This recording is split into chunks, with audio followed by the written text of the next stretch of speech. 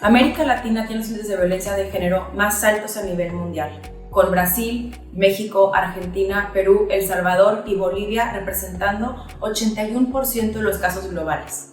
Decididas y sensibles y chingonas suman fuerzas con Global Citizen durante el mes de marzo para promover la equidad de género en América Latina y el mundo. La ausencia de perspectiva de género en los medios de comunicación fomenta los ciclos de violencia de género. Las niñas y mujeres somos la mitad de la humanidad. Es tiempo de cambiar las narrativas y de que ocupemos el mismo tiempo y espacio en los medios de comunicación. Hoy, hacemos un llamado para erradicar la revictimización mediática y fomentar una cultura de respeto y dignidad hacia las mujeres y niñas.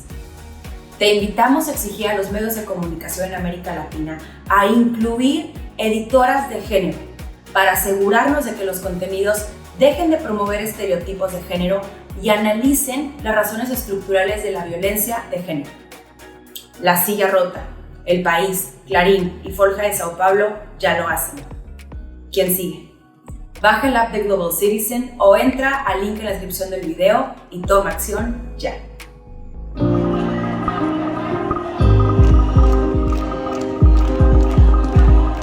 Hola, ¿cómo estás? Bienvenida, bienvenido y bienvenida a Decididas, Sensibles y Chingonas.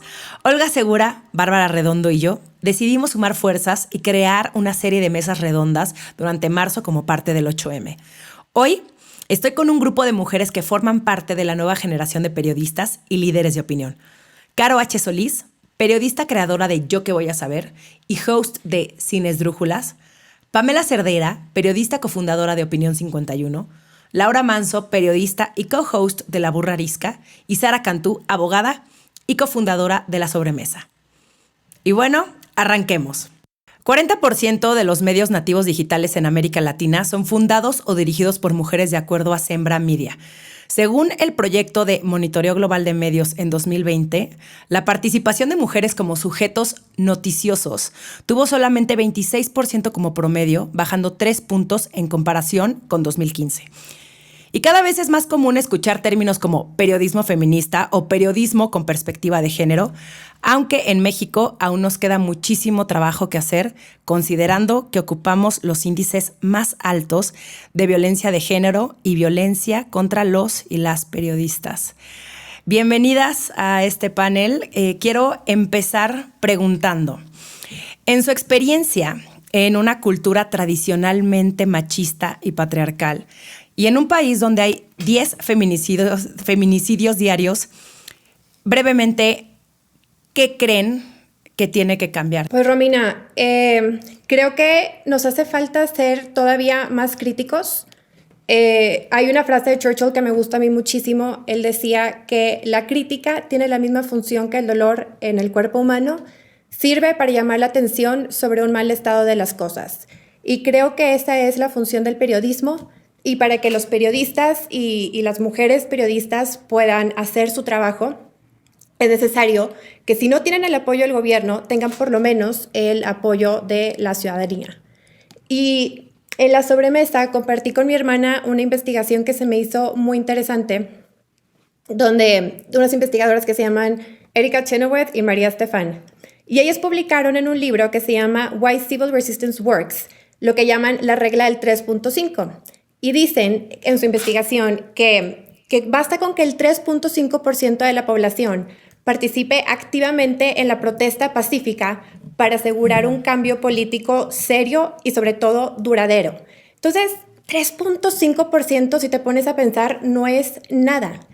Y si consideras que las mujeres somos el 51% del electorado, pues con más razón podemos, creo que, poner presión y contribuir al cambio. Carol. Hola, gracias Romina. Yo creo que en mi caso tendríamos que empezar por dejar de normalizar un montón de cosas. Obviamente las estructuras tienen que cambiar y tal, pero creo que la parte más importante para mí es dejemos de normalizar cosas, porque cuando normalizamos esta violencia o cuando normalizamos esta segregación o cuando normalizamos este montón de cosas, nos es mucho más difícil abordar la perspectiva de género y dimensionar lo grave que puede ser tal o cual situación.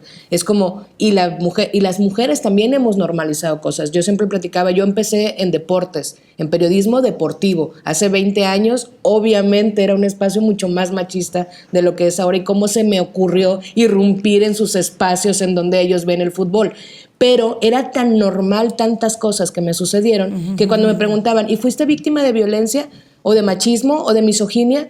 No pude reconocerlo porque para mí era normal que a mí me mandaran a cubrir el aeróbics y no el fútbol, o me mandaran a cubrir el hípico y no el fútbol americano. Era lo normal, ni siquiera me lo cuestioné en ese entonces. Ahora claro que estoy muy indignada con eso que había sucedido, pero en ese momento lo habíamos normalizado tanto, y creo que una de las primeras cosas que tendrían que cambiar es dejar de pensar que son normales las cosas que nos suceden a las mujeres. No es normal que seamos violentadas, no es normal que seamos hechas de menos, no es normal que tengamos que estar siendo validadas por un hombre que diga, sí, lo que dijo Caro es cierto, lo que dice Caro es cierto, sin la validación de él. Entonces, dejemos de normalizar eso y a partir de ahí creo que podemos construir un montón de cosas. Pame. Tiene que cambiar todo.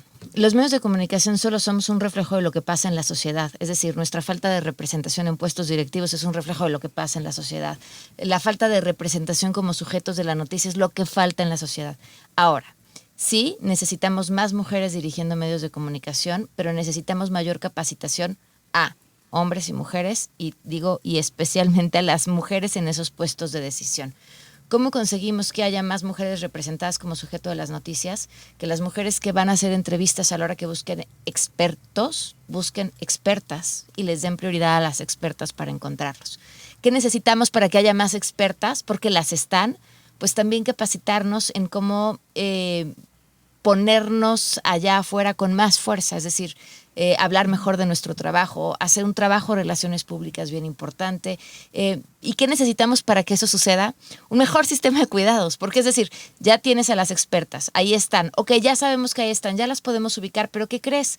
Esa experta trabaja fuera de casa 8 horas y luego regresa a casa a dedicarle 25 horas a la semana al trabajo, y entonces tú le dices, oye, necesito que además vengas a un panel para hablar de economía. ¿Qué te va a decir? No puedo.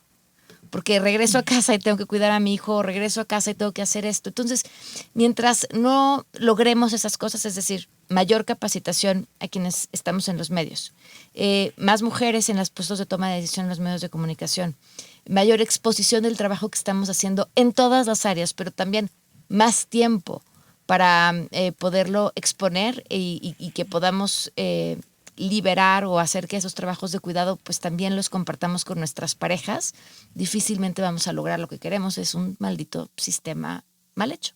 Laura, ¿qué opinas tú al respecto? Opino que deben de cambiar muchas cosas, pero lo primero que debe de cambiar es pues la mentalidad. Todavía nos topamos por ahí muchas mujeres que no les gusta decirse feministas, porque quizá ni siquiera hemos entendido a nivel macro de qué se trata o de qué va.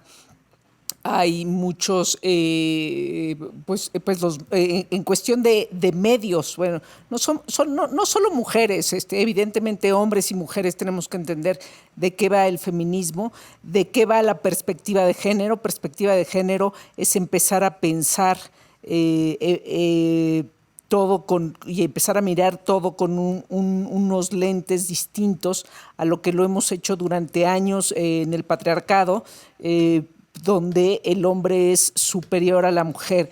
Tenemos que ver el mundo distinto, no solo el mundo de los feminicidios que se están cometiendo en México, hablando de México, aún cuando esa es la parte más grave, evidentemente, de la violencia ejercida, pero esa violencia se da precisamente porque no hemos entendido que hombres y mujeres debemos de tener los mismos derechos y oportunidades. Y ahora te quiero preguntar a ti también, Laura. Has sido editora de diversos medios impresos y digitales durante los últimos 20 años. Viendo hacia atrás, ¿qué cambio ves hoy? ¿Y qué papel juega la audiencia en esta transformación? Pues desde que el mundo digital llegó a cambiar nuestras vidas y la revolución digital llegó a cambiar nuestras vidas, comenzamos a medir y a entender mucho mejor a las audiencias. Ahora podemos entender qué tanto se lee de una nota, cuánto la leen, si la comparten sin leerla o si la comparten habiéndola leído, qué notas comparten, que leemos mucho mejor a las audiencias. Cuando tuve la oportunidad de lanzar el Huffington Post en México, pues analizamos un chorro de cosas con respecto a eso. El Huffington Post nació precisamente un medio nativo digital que se dedicó o se dedica aún hoy en día a atender a ciertas audiencias que no se habían sentido atendidas a lo largo de los años. Quizá las minorías, pero también las no minorías, las mujeres no somos minoría y no nos sentimos atendidas en los medios. Y poder, el alcance que tiene un medio digital, ¿no? Finalmente es mucho mayor y puedes entenderlo mejor. La gente se engancha cuando se es atendida. La gente no se engancha cuando se le habla sin perspectiva de género, ¿no? Bueno, particularmente las mujeres y el tema que nos compete hoy, pero eso tiene mucho que ver. Ahora, las redacciones o las editoriales antes estaban divididas, ¿no? Yo trabajaba en Grupo Expansión y era las revistas femeninas, ¿no? Y las revistas de negocios. ¿Cómo? O sea, las mujeres no leemos de negocios, las mujeres solo leemos de otros temas que tienen que ver con lo social, con la moda y la belleza, en efecto, y esas redacciones estaban llenas, sí, de mujeres, pero las redacciones de los negocios había pues menos mujeres y más hombres. Es muy curioso, ¿no? Cómo estaba dividido antes, y precisamente cuando empiezan a surgir medios que atienden a las mujeres en todos los sentidos, no solo nos interesa la moda y la belleza, ¿no? ¿Cómo? ¿En qué tan tarde nos dimos cuenta? Sí, pero bueno, pues ya nos dimos cuenta, sino que nos interesan muchos otros temas. Ha cambiado mucho, han cambiado las audiencias y creo que ahora más, o sea, te encuentras, bueno, el último reporte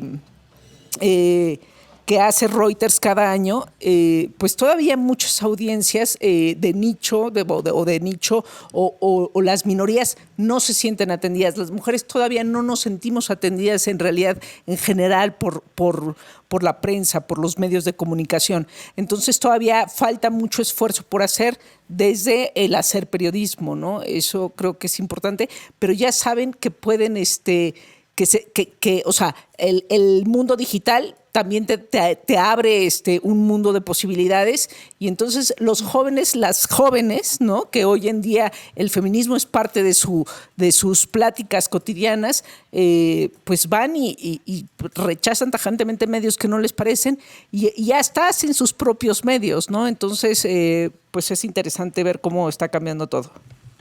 Sí, y resalto mucho la importancia de crear nuevos medios y estos medios digitales que están, pues, no sé si desplazando, es más bien otra manera de consumir, ¿no? La información. Y justamente, Sara, tú que eres abogada penalista, hace poco iniciaste la sobremesa con tu hermana y hermanos.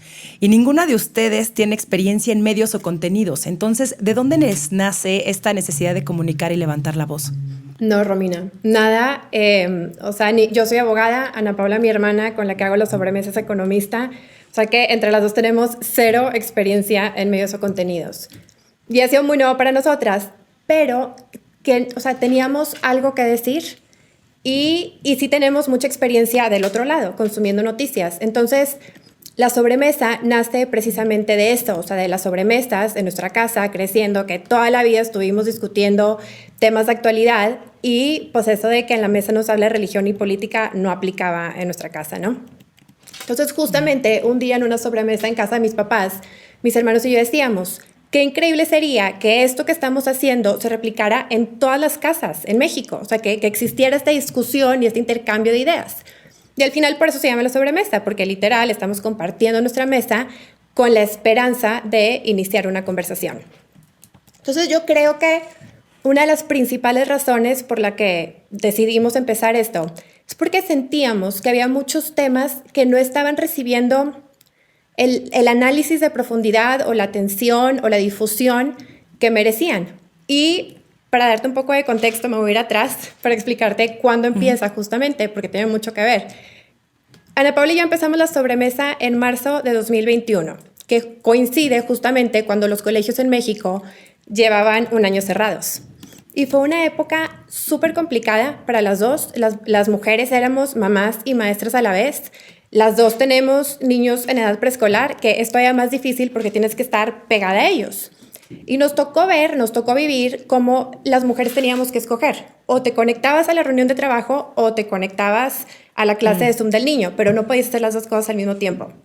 Y varias de mis amigas, varias de mis conocidas terminaron renunciando. En algunos casos incluso les pidieron la renuncia porque, te digo, era muy difícil conciliar las dos.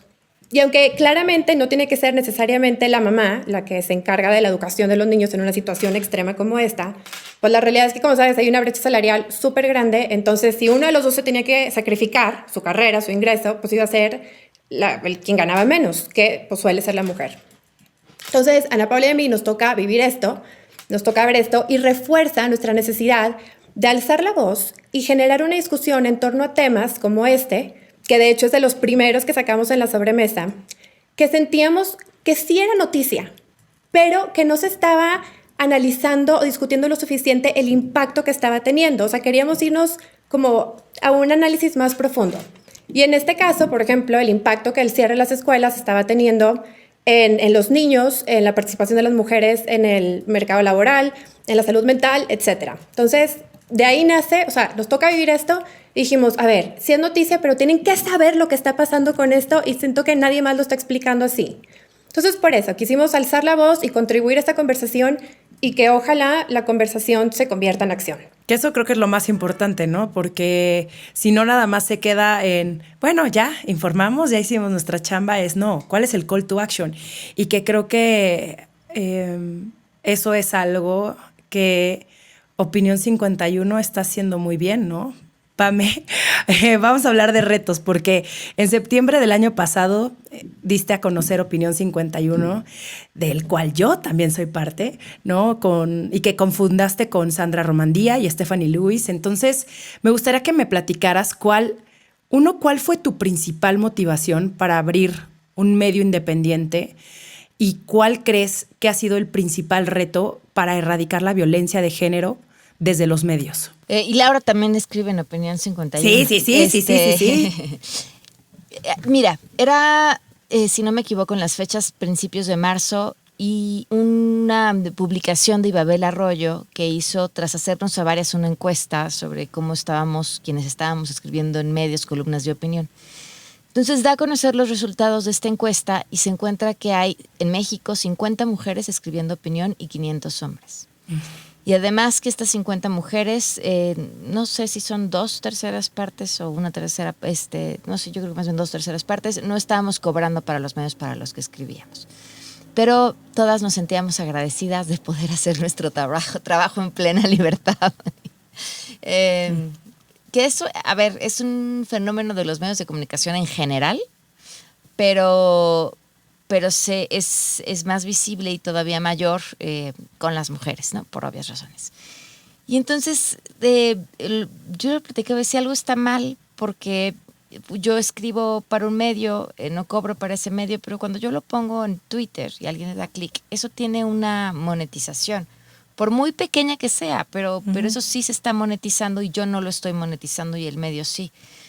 Entonces, pues partió, yo creo que de esa necesidad de decir, uno, somos muy pocas y hay muchas y tenemos mucho que decir, y dos, esto tiene que ser más justo y tiene que ser más parejo y no se vale que sea así. Y nos encontramos con la fortuna de que a todas las llamadas que hicimos la respuesta fue, sí, pues hagamos un espacio que sea nuestro, y que creo que tenemos además la obligación de, si ya estamos en esas posiciones de liderazgo, que son las posiciones en donde están la gran mayoría de nuestras columnistas, ¿cómo vamos a ejercer ese liderazgo de forma distinta? Es decir, ser completamente abiertas con los ingresos que estamos teniendo, ser más parejas en la distribución de los ingresos, crear un esquema que retribuya de manera más justa, tomando en cuenta que pues no todas traen a la mesa el mismo impacto, ¿no? Pero que además nos ha permitido medir de otra forma qué es lo importante. y creo que de manera experimental ha dado unos resultados brillantes que no esperábamos. Es decir, uno, escribimos por alguna razón todas desde un lugar distinto. Eso no quiere decir que escribamos de temas distintos a los que hacemos en la vida diaria, pero siento que Opinión nos ha dado una sensación de aquí no tengo que demostrar por qué estoy aquí. Y entonces te permite escribir en mucha mayor libertad y eso se lee.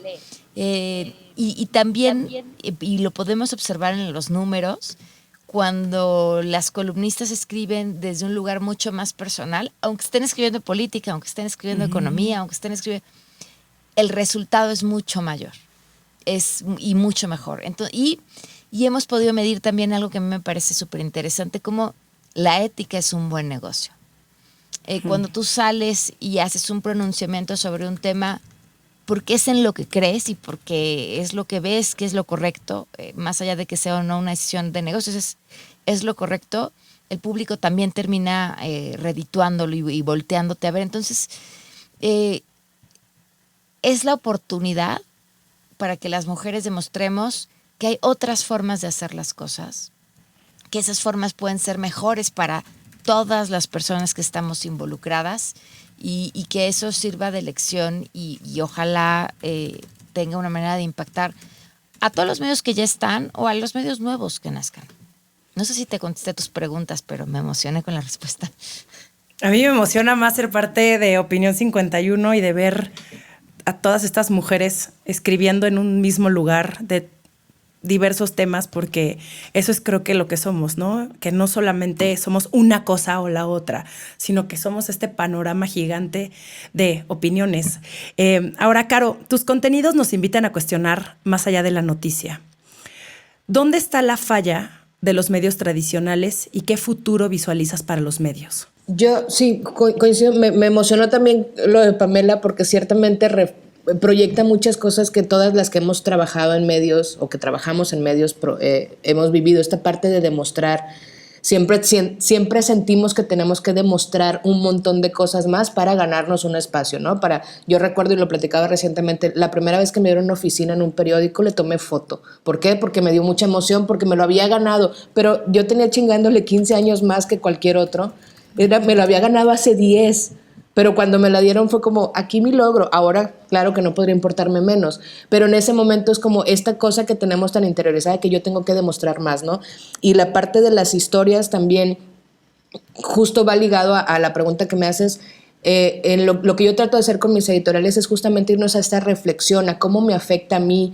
¿Por qué es importante que hablemos de esto? ¿Por qué no lo están abordando de la forma en la que yo creo que nos impacta a más personas, ¿no? Entonces me meto un poquito más como a escudriñar, además de que yo soy muy de la escuela de que todas las noticias tendrían que contar una historia. Lo que queremos escuchar es una historia, cómo nos impacta eso.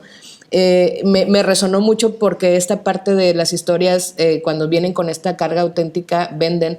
Yo una vez hice una editorial sobre un coyote que me encontré en la avenida porque me rompió el corazón que estuviera un coyote en una avenida principal en Monterrey. Es como, ¿qué estamos haciendo con la urbanización? Que estamos destruyendo tanto que hay un coyote parado en una avenida, ¿no? Y me acuerdo que cuando le presenté la opción, cuando hablé de la junta editorial del tema, todo el mundo dijo, pero ¿cómo un coyote? O sea, ¿pero cuál es tu ángulo? Yo, el coyote. Mi ángulo es que hay un coyote en una avenida. ¿Cómo es posible que no? Pero entonces tiene que ver con estos temas que nos impactan, ¿no? A mí, que me provoca mucho el asunto de los animales, pues me rompió el corazón, ¿no? Y funcionó muy bien, ciertamente monetizó muy bien. No me pagaron más, pero monetizó muy bien. Creo que las fallas en las que incurrimos algunas personas y en las que siguen incurriendo los medios de comunicación es no dimensionar esta responsabilidad social, no dimensionar que las palabras tienen un impacto y que la forma en que decimos las cosas influye en que otras personas tomen decisiones basadas en esas cosas que nosotros escribimos, que nosotras escribimos y que los medios siguen divulgando, ¿no? Entonces, cuando ponen encabezados que son tendenciosos, que son discriminatorios, que no tienen perspectiva de género, que no tienen esta visión, están vulnerando, pero además están potenciando estos discursos, ¿no? Yo recientemente comentaba de un encabezado que decía, vacunan a feminicidas en el penal de no sé qué. es como, es necesario, entiendo la problemática, por supuesto que los feminicidas y los feminicidios sí tenemos un gran problema, pero es necesario que me digas que eran feminicidas, los vacunaron porque es un problema de salud. Tenemos que vacunar a la gente, está presa, sí, está presa, merece lo peor, tal vez sí, pero sabes, esta connotación que hacen los medios. Entonces creo que los medios fallan en eso, en no entender la complejidad que tiene la responsabilidad, pero también en que se quedaron como atrapados en una generación que no están entendiendo a las nuevas generaciones. Las nuevas generaciones son mucho más empáticas, son mucho más, no están dispuestas a aguantar lo que nosotros aguantamos. Yo soy generación X y la generación X aguantamos porque entendimos que aguantar era ser fuerte. Entonces nosotros no decimos, trabajo 18 horas porque tengo vocación y no voy a irme a comer, voy a comer en mi lugar. Y entonces cuando los morros vienen y te dicen, oye, voy a salirme 2 horas a comer porque es lo que me toca, tú dices, es que no tienen vocación. En mis tiempos era distinto. Porque no estamos entendiendo que ciertamente en nuestros tiempos era distinto. Ellos consumen diferente, viven diferente, reaccionan distinto y no están dispuestos a tolerar cosas que nosotros toleramos. Entonces, mientras los medios no entiendan ese cambio generacional y tienen que hablarles de otra forma y que además lo que tú les vas a contar probablemente lo vieron en TikTok en 40 segundos, explicado de una manera maravillosa con 2 memes, es como se van a seguir quedando atrás. Pero es esta soberbia de no, yo como medio de comunicación les voy a decir cómo pensar. Amigo, date cuenta, en TikTok están pensando de otra forma, ¿no? Entonces creo que los medios tendrían que empezar a cuestionarse cómo están compartiendo la información, ¿no? Sí, y el poder de las palabras. Y ahora en esta era digital donde escuché esta frase el otro día y dije, claro, enragement equals engagement, ¿no? Que es, entre más se enojan las personas y entre más reacciones negativas tiene, pues mejor le va a ir. Y muchas, bueno, Facebook, ¿no? Se beneficia muchísimo de el enojo de las personas y de todo eso que nos mueve y nos encabrona. Entonces, también ser mucho más responsables con nuestras palabras y con lo que publicamos. Ahora, de acuerdo a la UNESCO, 68% de mujeres periodistas en América Latina restringieron la frecuencia de sus publicaciones, se retiraron temporalmente de Twitter o dejaron de publicar sobre temas que podrían generar ataques. Y según el artículo 19, la responsabilidad del 40% de los asesinatos recae en funcionarios públicos. ¿Qué puede hacer la ciudadanía para apoyar al periodismo y erradicar esta crisis de violencia que viven los periodistas? Si quieres, empezamos contigo, Pame. Pagar por lo que leen. Y yo sé que suena como en un país con crisis estás diciendo que la gente tiene que pagar por lo que lee. Quieren apoyar al periodismo, hay que pagar por lo que leen. El periodismo está atravesando una crisis en el mundo. Los medios de comunicación están atravesando una crisis en el mundo. Y por eso no es tampoco coincidencia que las y los periodistas que peor la tienen, y creo que Caro lo podrá decir perfectamente bien, es quienes se encuentran en los estados de la República. O sea, están desprotegidos en su seguridad personal, obviamente, porque hay menos visibilidad, los poderes más cercanos, municipales, los gobiernos estatales, son mucho más gandallas, tienen mucha más libertad de actuar en la impunidad, pero además están desprotegidísimos laboralmente. Los sueldos que ganan son infames. Entonces, creo que es una cadena de problemas que se va sumando. Y estas apuestas, como Opinión 51, pero también como Animal Político y como el New York Times y como El País y como ahora lo hace el Universal, es decir, si la ciudadanía no entiende que la información es poder y que generar buena información tiene un costo, y pues van a seguir a la merced de lo que les llegue y como les llegue, y la gente que se prepara todos los días para generar información, para buscarla, para entregarles el mejor trabajo posible con la mayor claridad y objetividad y todo lo que implica hacer un buen trabajo periodístico, pues se queda sin aliciente alguno para seguirlo haciendo, ¿no? Y entonces tampoco es casualidad que veamos que todas somos las 5 chambas o las 10 chambas porque tienes que encontrar una manera en la que alcance. Entonces, creo que es bien importante. ¿Y qué necesitamos para que eso suceda? Pues hay todas otras cosas que arreglar, ¿no? O sea, tenemos un problema serio de lectura y comprensión en el país, tenemos un problema serio de calidad educativa. Entonces, si no empezamos resolviendo eso, pues ya luego pedir lo otro se vuelve algo mucho más complicado. Oye, ¿y crees que también ha afectado el tema de las fake news y la forma en la que ahora, porque Facebook se lava muchísimo las manos es que nosotros no podemos controlar esas cosas, ¿no? Su algoritmo no lo puede detectar. Y hemos visto también esta falta de desinformación en redes sociales donde la gente comparte cosas por WhatsApp sin entender de dónde viene. Sí, a ver, creo que las noticias falsas han existido siempre. Y los sitios informativos, llámate antes panfletos, que estaban siempre alineados a alguna ideología o algún partido político, también han existido siempre.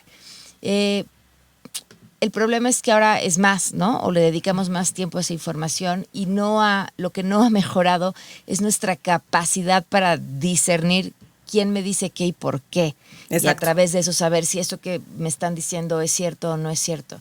Entonces, pues necesitamos promover el pensamiento crítico. O sea, sí podemos decir, pero Facebook, claro, a ver, a Facebook le conviene que estés ahí. Ah, claro. Y te va a mostrar, igual que YouTube, y te va a mostrar lo que tú ya le dijiste que te interesa. Entonces, si tú le dijiste que a ti te interesa, que las vacunas traen chips para controlarte, pues te va a mostrar todos los videos que te digan eso, porque en el momento en el que tú veas un video que diga que eso es una patraña, te vas a enojar, lo vas a cambiar y ya no lo vas a ver. Entonces, pues sí, las plataformas también son negocios y creo que no podemos echarles toda la culpa o toda la responsabilidad si no educamos en un pensamiento crítico y somos responsables de lo que vemos y de lo que compartimos. Sara. Pues, a ver, lo que pasa es que mi plataforma es precisamente redes sociales, entonces creo que te puedo hablar tal vez de otra perspectiva, pero al final del día la información que yo comparto, los resúmenes que yo hago,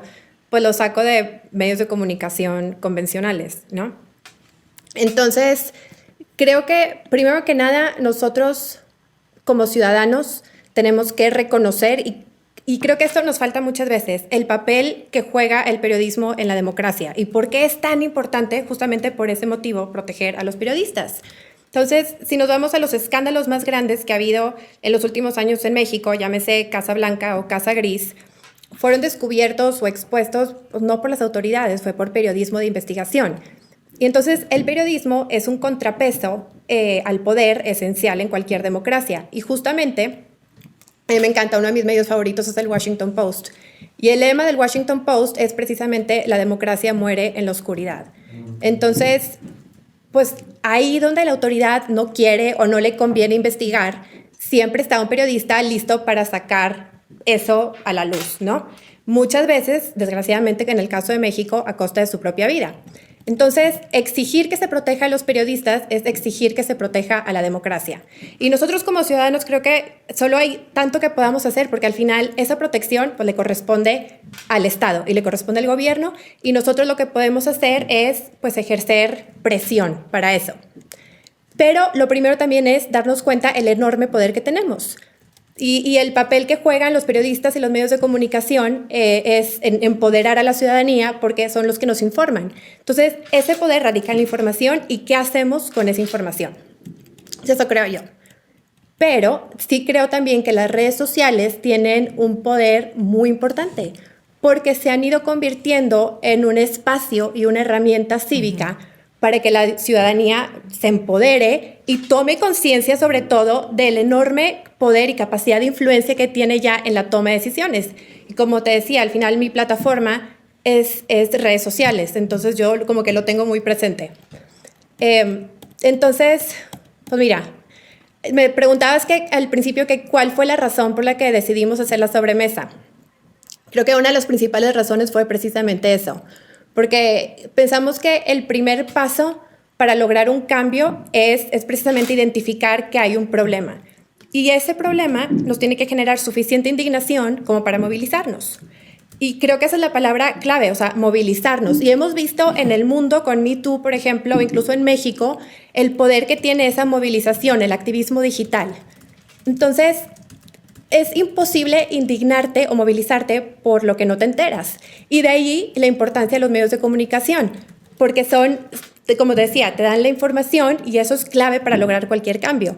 Y una vez que contamos con esa información, es que entonces podemos colaborar para difundirla, para sumar a otros a la causa, y ya llega un punto donde somos tantos y estamos haciendo tanto ruido, pues que al gobierno ya no le queda más que escucharnos y actuar. Entonces creo que también, o sea, eso, con el activismo digital y la movilización es una manera como podemos contribuir a esto. Carol. Sí, ¿qué puede hacer la ciudadanía?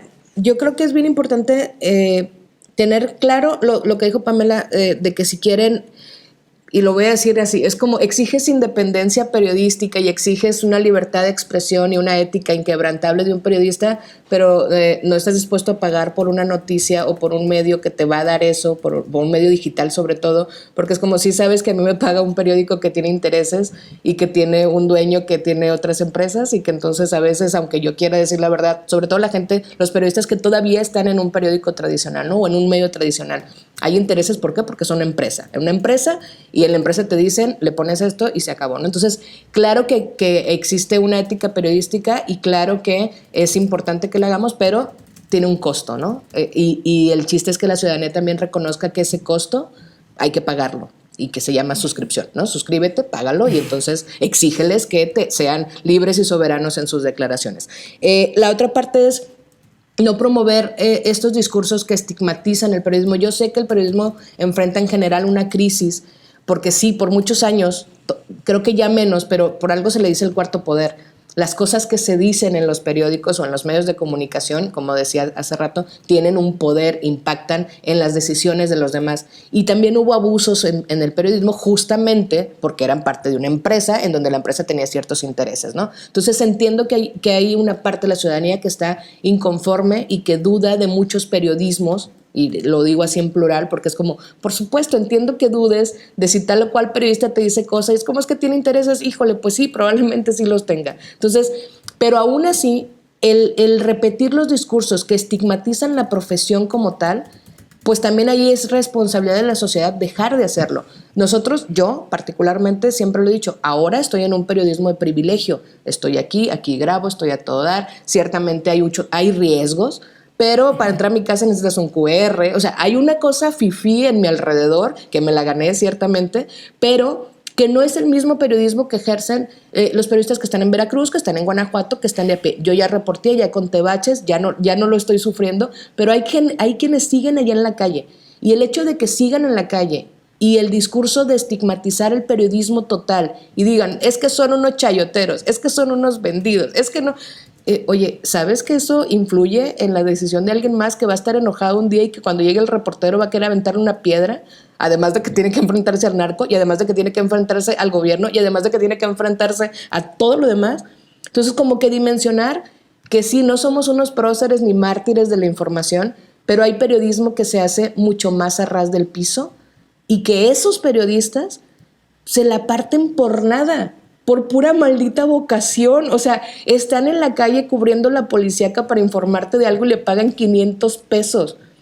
Entonces, también como que dimensionen esa parte, ¿no? Que sean más conscientes, que entiendan que las palabras importan y en la cuestión digital que le den un montón de valor a su like, a su share, a todas estas cosas. Tu like cuenta un montón y tú que estás poniéndole me gusta y lo comparto, tú eres el que haces que eso se resuene. Entonces, véndelo bien caro. Decide a quién le vas a dar like, pero véndeselo bien caro. Es como tienes que ser muy íntegro, tienes que darme información de más, tienes que ser empático, tienes que ser no discriminar, tienes que...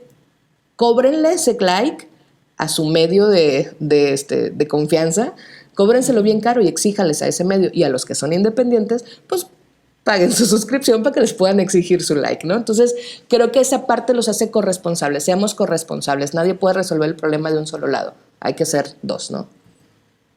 Sí, me encanta. La responsabilidad viene de ambas partes, sí.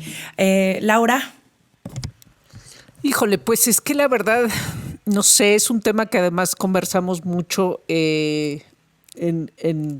entre periodistas o gente que hemos estado en los medios, cómo solucionas este problema, pero bueno, pues nada más por aportar un poco más a lo que ya han dicho, porque también creo que la ciudadanía debe pagar y no me enojo y digo, ¿cómo no pagan periódicos?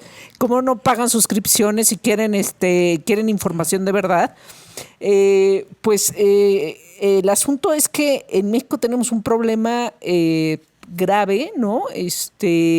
No ahora, pero en sus mejores momentos, los periódicos de papel llegaron a vender 500,000 ejemplares entre todos.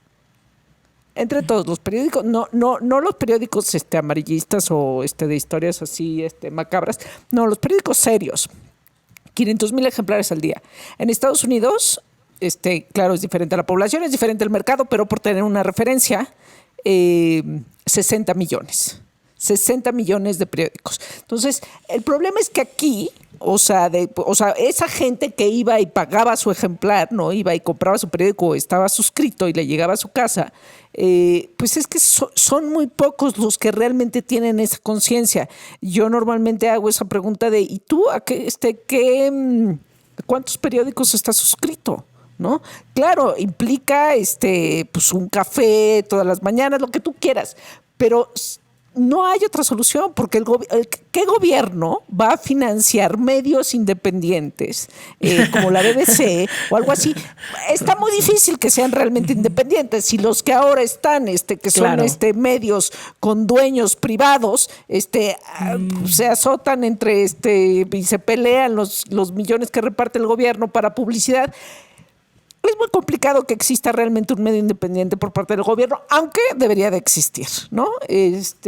Pero bueno, en efecto, creo que Sara lo dijo, no sé, creo que Carol, sobre la presión que podemos ejercer como ciudadanos para exigir mejores Sara lo dijo, contenidos.